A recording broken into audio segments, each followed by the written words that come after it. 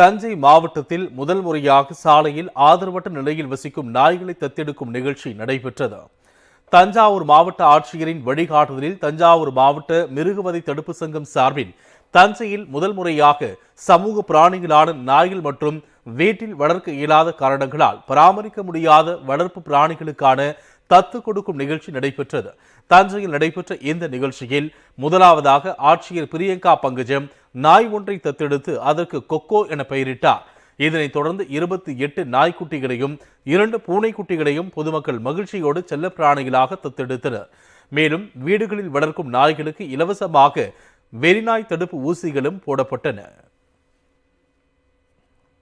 இந்த ஈவெண்ட்டுக்கு நாங்கள் எதிர்பார்த்தது 10 to 15 பெட்ஸ் மட்டும்தான் வந்து அடாப்ஷனுக்கு கொடுக்கறதுக்கும் வாங்குறதுக்கும் வருவாங்கன்னா ஆக்சுவலாக பார்த்தா 30 பேருக்கு மேலே வந்து அடாப்ஷன் கொடுக்கவும் வந்திருக்காங்க, 30 பேருக்கு மேலே வந்து அடாப்ஷன் எடுக்கவும் வந்திருக்காங்க. இது எங்களுக்கு ரொம்பவே ஒரு சந்தோஷமான ஒரு ஈவெண்ட்டாக இருக்குது. பீரியாடிக்கலாக நாங்கள் இந்த மாதிரியான ஆக்டிவிட்டீஸ் ரெகுலராக பண்ண இருக்கிறோம் மாவட்டத்தில்.